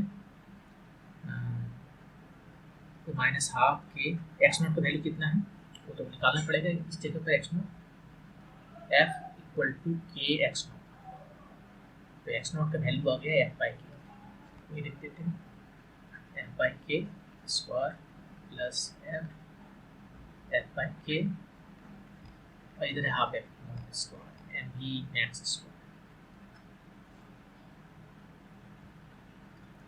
ये कितना हो गया, ये हो गया माइनस एफ स्क्वायर बाई 2, और ये हो गया एफ स्क्वायर बाई 3, और इधर है एम बी स्क्वायर, ये मैक्स है, इधर हो गया एफ स्क्वायर बाई 2 प्लस, इसको सिंप्लीफाई करना, और ये हो गया एम बी स्क्वायर, ये मैक्स का स्क्वायर है बाई 2 चला गया, निकालना क्या, बी मैक्स, सांस निकाल लीजिए, एफ स्क्वायर बाय एम, मतलब ये एफ बाय एम।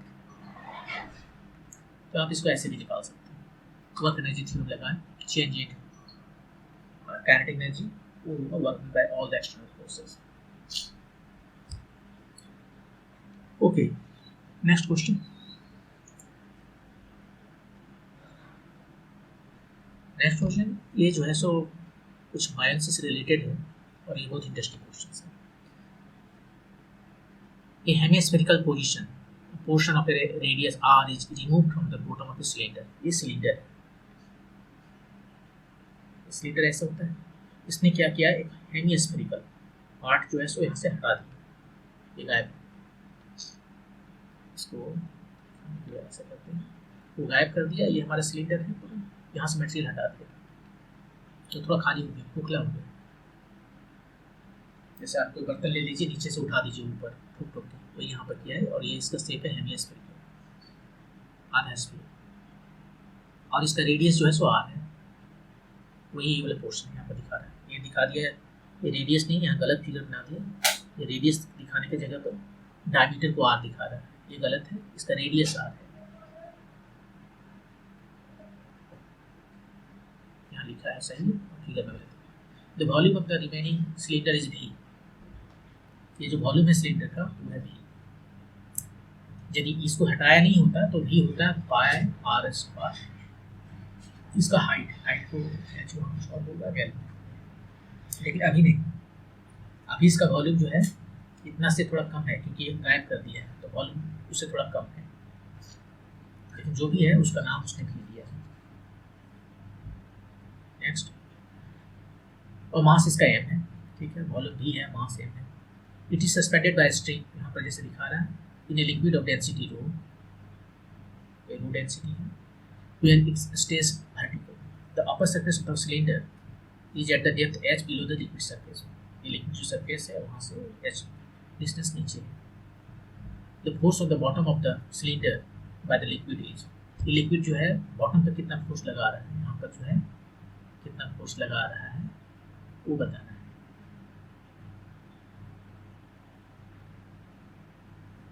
इसको भी दो तरीके से बना सकते हैं, एक पूरा मैथमेटिशियन वे जहाँ पर कि आप जो है सो यहाँ पर जाके देखिए फोर्स कितना लग रहा है और सब इंटीग्रेट करके कैलकुलेट कर सकते हैं। फोर्स कैसे लगता है लिक्विड में, कौन लगाता है फोर्स? फोर्स लगाता है प्रेशर। किसी भी लिक्विड में आपको पता है कि एक हॉरिजॉन्टल लाइन पर प्रेशर सेम होता है, लेकिन वो लाइन को यदि शिफ्ट कर दें थोड़ा सा वर्टिकल लाइन में ऊपर या नीचे तो यहाँ पर प्रेशर चेंज अलग हो जाएगा, यहाँ प्रेशर P1 है, यहाँ प्रेशर P2। और प्रेशर क्या होता है? Force by area. तो लिक्विड में जो फोर्स लगता है वही प्रेशर ही लगाता है। एक प्रेशर यहाँ पर है, फोर्स यहाँ पर लगेगा, देखिए फोर्स हर जगह लगेगा, यहाँ पर फोर्स है, किधर लगेगा? हमेशा नॉर्मल लगता है फोर्स, इधर फोर्स लग रहा है, इधर फोर्स लग रहा है, इधर फोर्स लग रहा है, इधर फोर्स लग रहा है, इधर फोर्स लग रहा है, इधर फोर्स लग रहा है और नीचे भी फोर्स लग रहा है, हर जगह से फोर्स लग रहा है। अब ये जो वर्टिकल वॉल में जो है इधर इस साइड, इसका जो कर्व्ड सरफेस है सिलेंडर का, उसमें जो फोर्स लग रहा है इसका एक काउंटर पार्ट है, ये दोनों मिलकर उसको बैलेंस कर लिए, दोनों का डायरेक्शन ऑपोजिट है, मैग्नीट्यूड सेम है क्योंकि दोनों सेम हाइट पर है, तो प्रेशर सेम है तो जो फोर्स लगेगा वहाँ पर वो भी सेम होगा।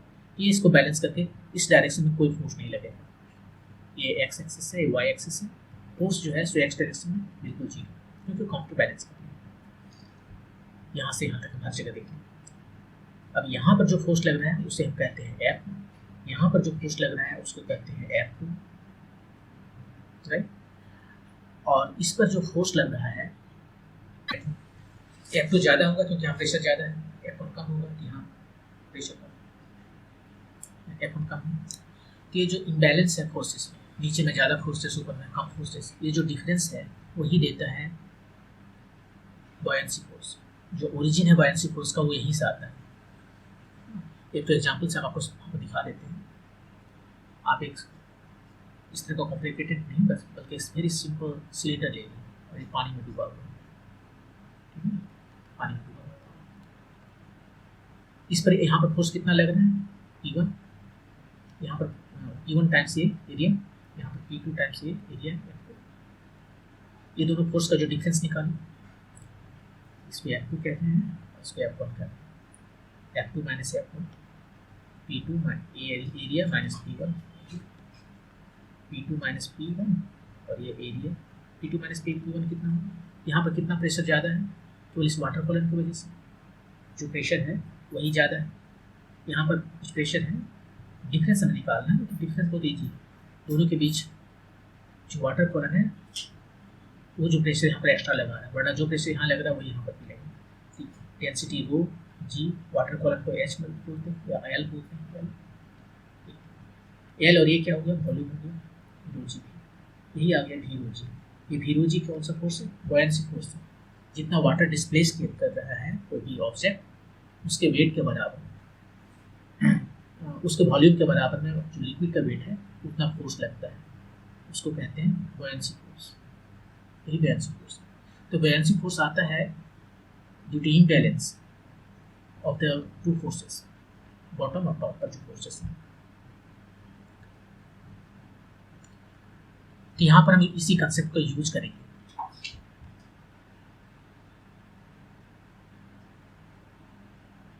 बायनेंसी फोर्स जो है वो है F2 माइनस F1। लेकिन हमें बायनेंसी फोर्स पता है ना, क्योंकि इसका वॉल्यूम हमें पता है, भी बता दिया है उसने। क्वेश्चन ने कहा कि इस जो पूरे सिलेंडर है जिसका नीचे से थोड़ा सा खोखला किया गया है, एक हेमिस्फीयर निकाल लिया गया है, उसका वॉल्यूम है, इसका वॉल्यूम भी है, तो ये वाटर कितना डिस्प्लेस करेगा या जो भी लिक्विड है इतना ही डिस्प्लेस करेगा, और उस लिक्विड का वेट कितना हो, ये बायनेंसी फोर्स होगा। F2 कितना है, प्रेशर यहाँ पर P2 पर, और टाइम्स एरिया, ये कितना एरिया है, ये F2 तो हमें निकालना है, वहाँ एरिया ही थोड़ा कॉम्प्लिकेटेड है। F2 तो हमें निकालना है, और F1 हमें दिया हुआ है। F1 क्या दिया हुआ है, F1 इजी है, क्योंकि ये जो एरिया है बहुत सिंपल है, एक सर्किल है, ये स्फीयर है, इसको आप रॉड मत समझिए इस तरह से, ये है पाई आर स्क्वायर, इसका एरिया है पाई आर स्क्वायर, और फोर्स लग रहा है, प्रेशर है P1। तो इस तरह से फोर्स जो यहाँ पर हो गया है तो नीचे में वो हो गया pi are square P1 plus P rho g. अब P1 यहाँ पर आप देख सकते हैं कि ये जो P1 है वो इसकी वजह से, इस वाटर करंट की वजह से और एटमॉस्फेरिक प्रेशर की वजह से, तो पाई आर स्क्वायर P1 जो है एटमॉस्फेरिक प्रेशर है, और जो हाइट है रो जी एच उसके वजह से, प्लस P रो जी। अब P1 को हम अलग कर लेते हैं थोड़ा सा, प्लस यहाँ पर आ गया हमारा रो जी कॉमन कर लिया, तो V plus pi are square H, ये सबसे क्लोज है। यहाँ पर P नोट को इग्नोर कर दिया है, यदि हम P नोट को इग्नोर करें, इग्नोर कब कर सकते हैं, जब E वाला जो है सो बहुत ज़्यादा हो, तब इग्नोर कर सकते हैं। अभी थोड़ा सा डिस्कस करेंगे इस पर, तब हमारा F2 जो है so exactly rho G V plus pi are square H, और वो ऑप्शन है ऑप्शन 4। ये ऑप्शन 4 आया यदि हम P नोट को इग्नोर करें। P नोट होता कितना है, P नोट जो है सो एटमॉस्फेरिक प्रेशर है, ये कितना होता है, आप बोलोगे 10⁵ पास्कल, ठीक है, लेकिन हमें कुछ समझ में नहीं आया, कोई अंदाजा नहीं आया कि ये 10⁵ पास्कल, एक्चुअली 10⁵ पास्कल उतना फोर्स लगाता है जो आपके हेड पर एक छोटा हाथी का बच्चा जिसका वजन लगभग 100 kg होगा वो लगाएगा, तो इतना फोर्स हमारे हेड पर लग रहा है इस एटमॉस्फेयर की वजह से।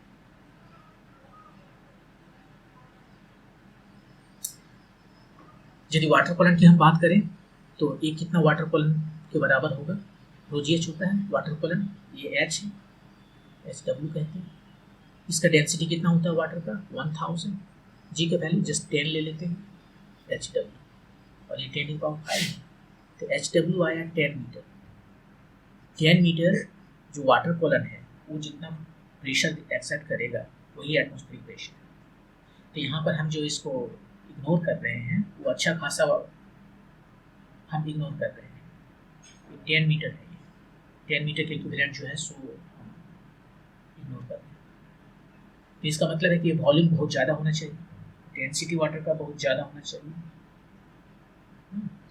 या ये जो H है वो बहुत ज़्यादा होना चाहिए जो कि यहाँ पर बहुत छोटा दिखाया है, या फिर R बहुत कम होना चाहिए, R बहुत कम और वॉल्यूम बहुत ज़्यादा होना, हाइट बहुत ज़्यादा होना चाहिए। उस केसेस में मुझे लगता है कि यहाँ पर इसको रो नॉट रखना चाहिए था, जबकि रो नॉट के बारे में डिस्कस भी करता है यहाँ पर, वो नहीं करना, रो नॉट नहीं करना है।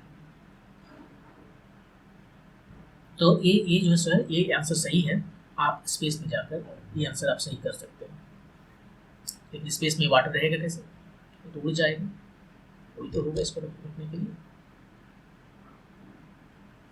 लेकिन अभी जो सबसे अच्छा आंसर है वही। दूसरा मेथड है इसको मैथमेटिक्स से करने का, वो काफ़ी लेंथी है और मैं आपको वहाँ नहीं बता दूँगा, रेगुलर क्लास में मैं बता दूँगा, लेकिन यहाँ नेक्स्ट क्वेश्चन है कि ये भी कुछ रोटेशन से रिलेटेड है। ये massless rod A B D, ये जो रॉड है बी डी मासलेस है, वजन नहीं इसमें, लेंथ एल है,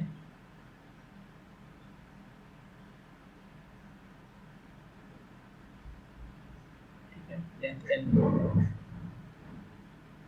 suspended by two identical massless strings A B and C, ये दो से सस्पेंड कर दिया गया है ऑफ इक्वल लेंथ मान लेते हैं। A block of mass m is suspended from point P, यहाँ से सस्पेंड किया है ब्लॉक एम को, सच दैट bp is equal to x, ये वाला वैल्यू जो है सो x है। if the fundamental frequency of the left wire is twice the fundamental frequency of the right wire, okay, sound भी इंक्लूड कर दिया है। रोटेशन के प्लस एक क्वेश्चन हो गया, रोटेशन प्लस साउंड।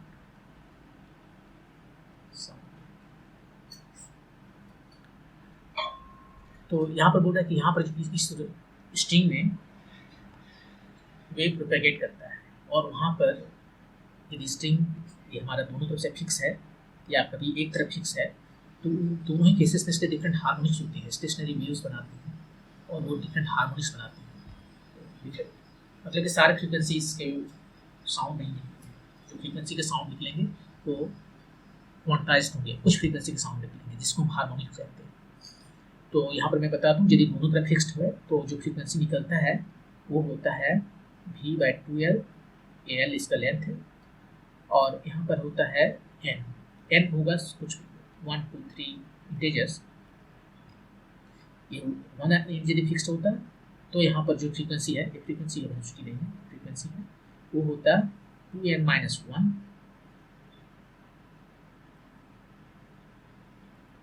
v/4L। तो यहाँ पर केवल ऑड मिलेंगे, v/4L 3 v/4L ऐसे करके मिलेंगे, 5 v/4L ऐसे मिलेंगे।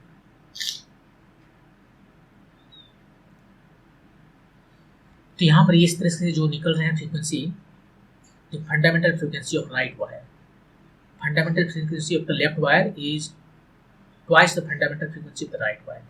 तो लेफ्ट वायर में जो फ्रीक्वेंसी है फंडामेंटल वो क्या है, इसको तो यूज नहीं करेंगे, ये वाला यूज करना है। तो फंडामेंटल फ्रीक्वेंसी मतलब n = 1 times v velocity of sound bye 2L, L जो है सो लेंथ इसका। इधर वेलोसिटी कुछ और होगा, इधर वेलोसिटी कुछ और हो सकता है क्योंकि टेंशन दोनों में अलग अलग होगा। और यहाँ पर जो फंडामेंटल फ्रीक्वेंसी है इसका, इसको f0 प्राइम कहते हैं।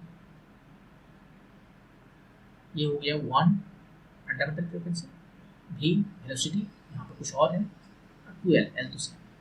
तो क्वेश्चन में कह रहा है कि f0 जो है तो 2 times f0 prime, right side में जो है उसका डबल है, लेफ्ट साइड में if the fundamental frequency of the left wire is twice the fundamental frequency of the right wire, right wire में जो फंडामेंटल फ्रीक्वेंसी है उसका डबल है लेफ्ट में। ठीक है, इस वैल्यू को बैठा देते हैं, v1/2L इधर है v2/2L, और ये 2 तो देने पड़ेगा, 2L चला गया। तो यहाँ से हमें पता चल गया v1/v2 का रेशियो जो है सो वेलोसिटी इसमें दुगना स्पीड से चलता है इसके कंपेरिजन। अब वेलोसिटी कितना होता है, स्ट्रिंग में जो वेलोसिटी होता है, स्ट्रिंग जो है उसमें जो वेलोसिटी होता है वो होता है √v/v, ये उसका प्रॉपर्टी है, मतलब कि मास पर यूनिट लेंथ है। तो यहाँ पर लिखते हैं उसको T1/T2, न्यू कट गया तो T1/T2 आया 4, इसको इक्वेशन 2 है। अब T1 और T2 हमें निकालना है। अब यहाँ पर रोटेशनल डायनेमिक्स आएगा, अब रोटेशनल डायनेमिक्स पिक्चर में आएगा और हम देखते हैं T1 और T2 क्या है। रोटेशनल इक्विलिब्रियम में है सिस्टम, इक्विलिब्रियम। तो यदि ये इक्विलिब्रियम में है तो टॉर्क 0 होगा। कोई एक्सेस ले लेते हैं, उसके बाद टॉर्क 0 करते हैं, हम यही एक्सेस लेते हैं, ये वाला एक्सेस, इसके बाद देखते हैं।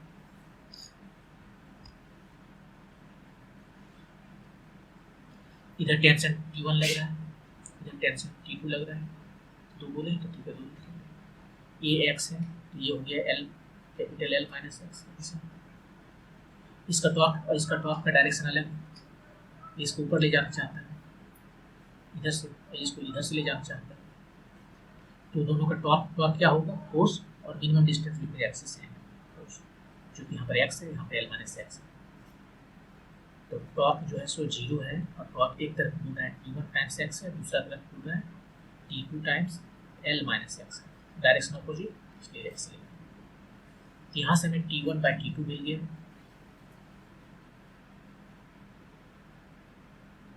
L minus x by x, और ये जो है सो 4 है।